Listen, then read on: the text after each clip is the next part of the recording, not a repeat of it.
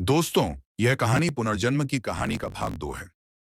कल के भाग में आप लोगों ने देखा कि राजा ने पूरी जनता के सामने अपना गुनाह कबूल किया और उसका बेटा भी उससे बदला लेने के लिए आ चुका था। और सभी लोग राजा को पापी भी बोल रहे थे। तो अब उसके आगे क्या हुआ चलिए जानते हैं। सभा भवन में हजारों लोग जुटे थे। अर्जुन मंच पर खड़ा था। वैभवी उसके दाएं, चंद्रपाल बाएं।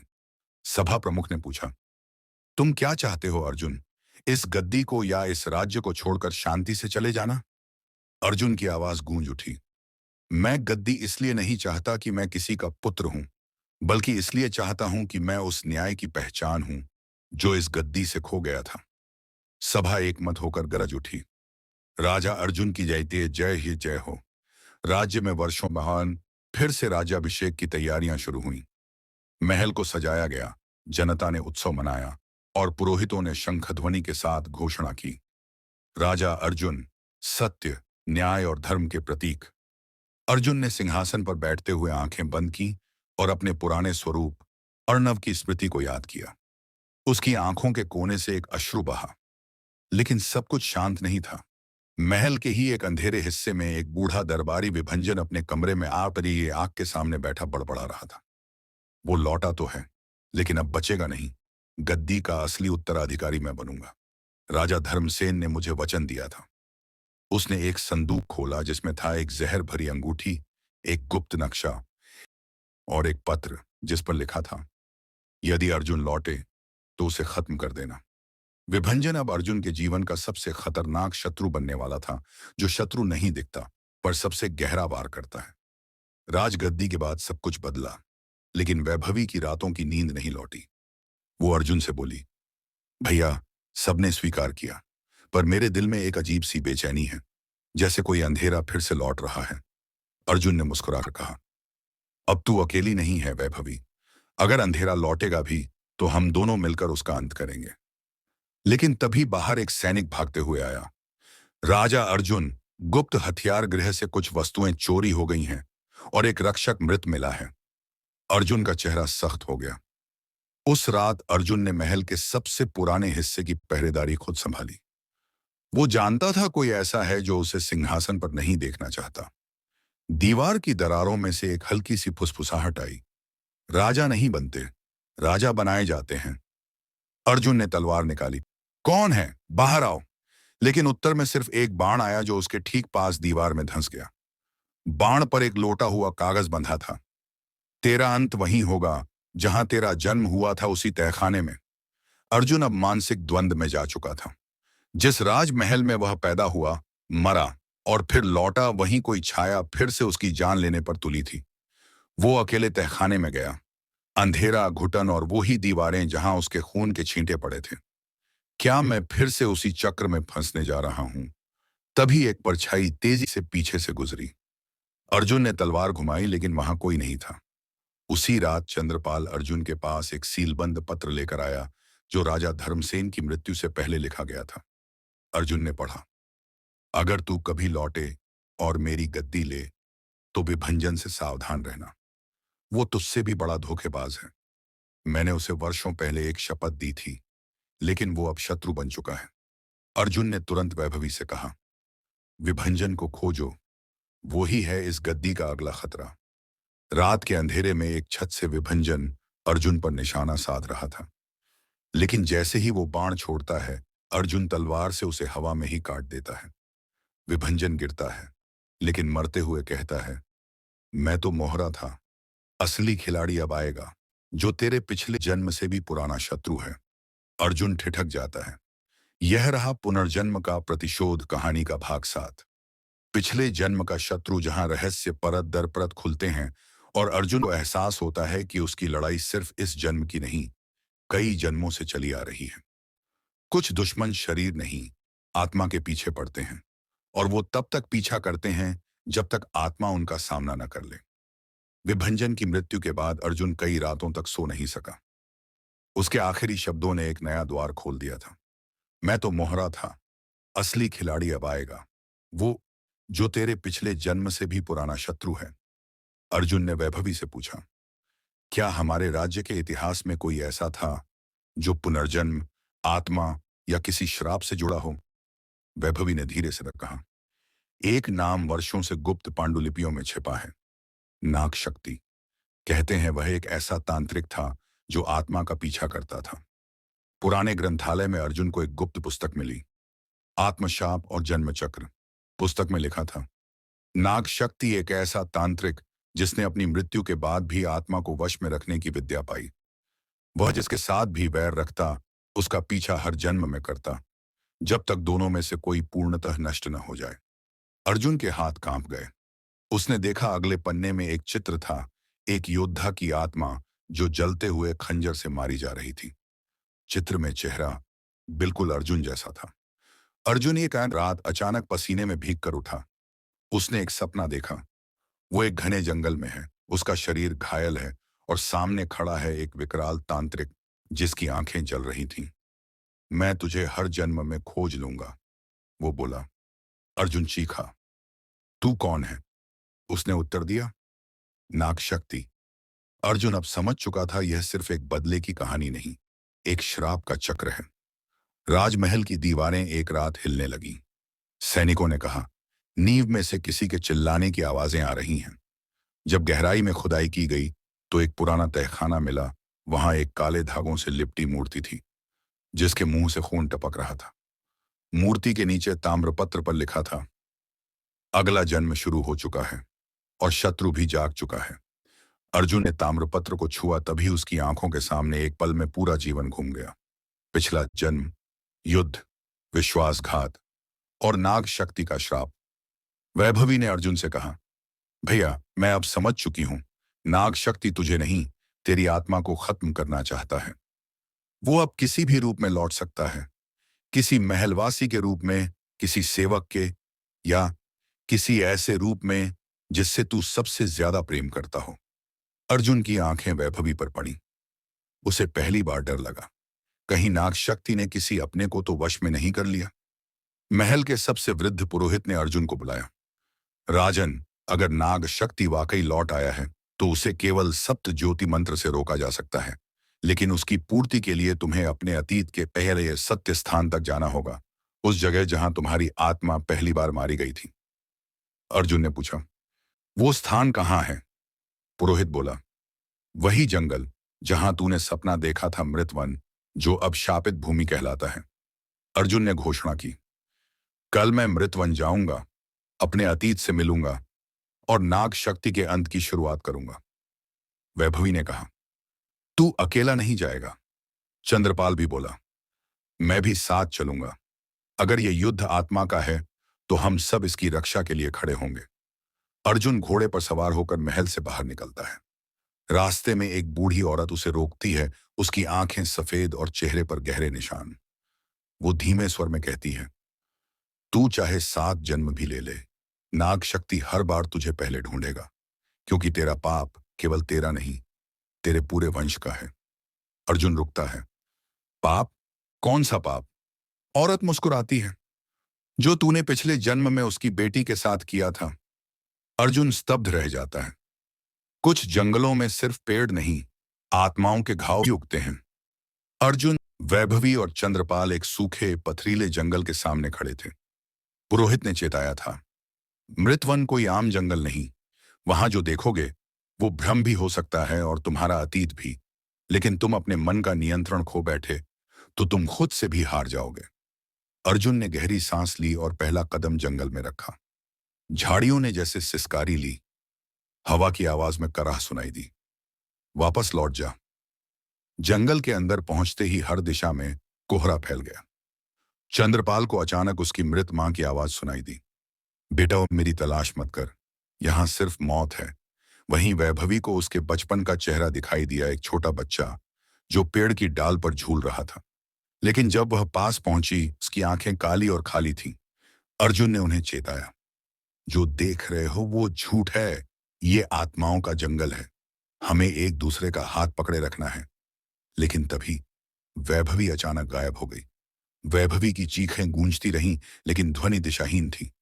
अर्जुन चिल्लाया, वैभवी कहां हो तुम? चंद्रपाल ने कहा, हम अलग हो रहे हैं। ये जंगल चाहता है कि हम बंट जाएं, ताकि हमें कमजोर कर सके। अर्जुन ने गुस्से में एक पेड़ की जड़ काटी, उसमें से खून टपकने लगा। और फिर एक धीमी आवाज आई, हर पेड़ एक आत्मा है जिनकी हत्या तेरे पूर्वजों ने की थी। एक टूटी हुई हवेली के खंडहरों में अर्जुन पहुंचा। दीवारों पर खून से लिखा था, तेरे वंश ने नाग शक्ति की बेटी को जलाया था और तू था वो सेनापति जिसने उसे धोखा दिया था। एक दराज में अर्जुन को एक टूटा हुआ कंगन मिला। जैसे ही उसने उसे छुआ, एक तेज प्रकाश फैला और अर्जुन अपने पिछले जन्म में चला गया। अर्जुन को याद आया, उसका नाम तब आर्यमान था। वह एक पराक्रमी सेनापति था।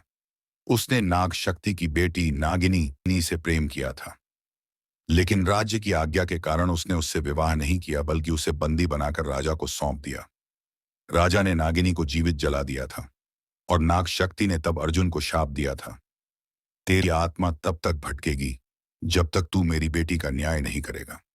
अर्जुन जब वर्तमान में लौटा, पूरा जंगल जलने लगा।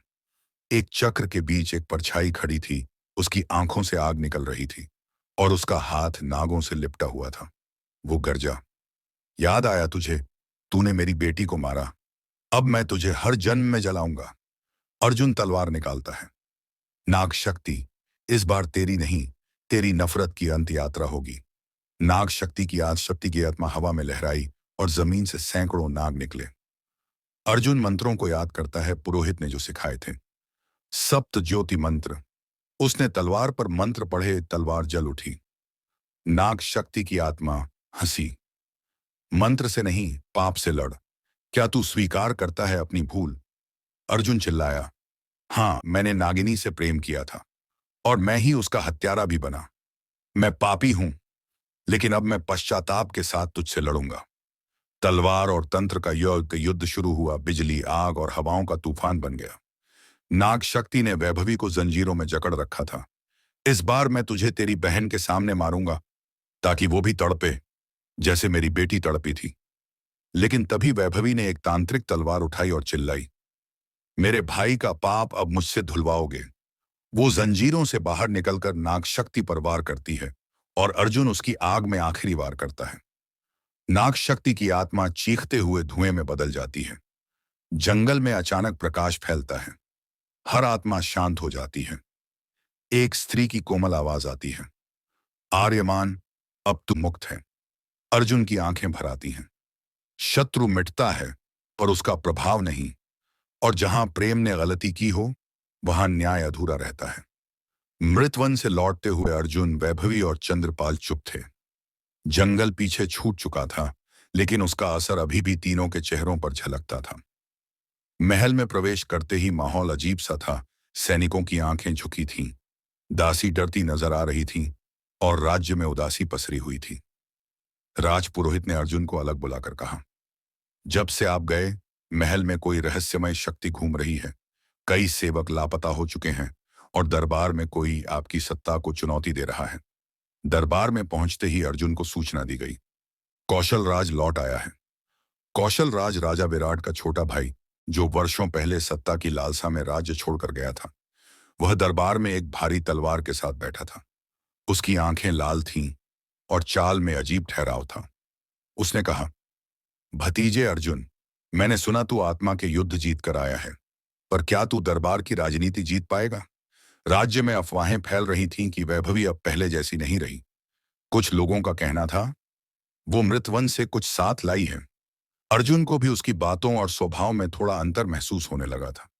वो अब शांत, गहरी सोच में रहने लगी थी और कभी कभी रातों में नींद में बातें करती थी। पिता, मैंने आपका प्रतिशोध पूरा कर दिया, अब मेरी बारी है।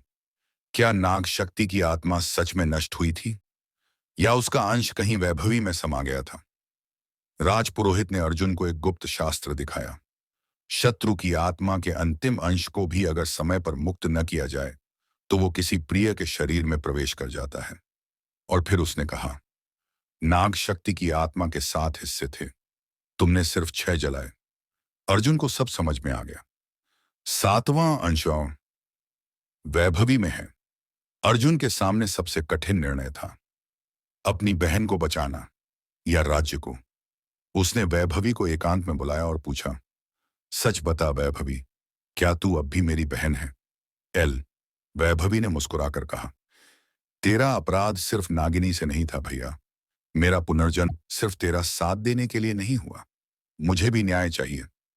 मैं नागिनी की आत्मा हूं और तू अब मेरा शिकार है। राजपुरोहित ने अर्जुन को एक अंतिम उपाय बताया। एक रक्षा यज्ञ किया जा सकता है जो शरीर में समाई आत्मा को मुक्त कर सकता है, लेकिन इसकी कीमत एक बड़ा बलिदान होगी। अर्जुन ने निर्णय लिया, मैं वैभवी की रक्षा करूंगा, चाहे मेरी आत्मा ही क्यों न जल जाए। यज्ञ की अग्नि जलाई गई। वैभवी को मंत्रों के बीच लाया गया। वो चीख रही थी, उसकी आंखें अब नाग शक्ति की थीं। अर्जुन ने वैभवी के सिर पर हाथ रखकर मंत्र पढ़े। जैसे ही मंत्र पूर्ण हुआ, वैभवी की देह कांपी और वो बेहोश हो गई। एक नीली छाया अग्नि से निकली और बोली, अर्जुन, तूने पश्चाताप किया, अब तू मुक्त है। पर याद रख, हर जीवन में न्याय करना कठिन होता है, क्योंकि कई बार न्याय अपनों के विरुद्ध होता है। छाया हवा में विलीन हो गई। वैभवी की आंखें अब शांत थीं। राज्य में शांति लौटने लगी थी। लेकिन कौशल राज ने एक और खेल खेला। उसने राज्य के मंत्रियों को खरीद लिया और अर्जुन को मानसिक अस्थिरता का दोषी बताकर सत्ता से हटाने की योजना बनाई। लेकिन तभी महल की प्रजा एकत्रित हो गई। सभी ने अर्जुन की वीरता, त्याग और सच्चाई का समर्थन किया। अर्जुन ने कौशल राज को दरबार में बुलाकर कहा, अगर तू सिंहासन चाहता है तो तलवार से ले, चल युद्ध कर। अर्जुन और कौशल राज के बीच तलवार की भयानक भिड़ंत होती है। अर्जुन घायल होता है, लेकिन अंत में कौशल राज की तलवार को जमीन पर गिरा देता है। उसे जीवित छोड़ते हुए कहता है, पुनर्जन्म ने मुझे प्रतिशोध सिखाया, पर क्षमा ने मुझे राजा बनाया।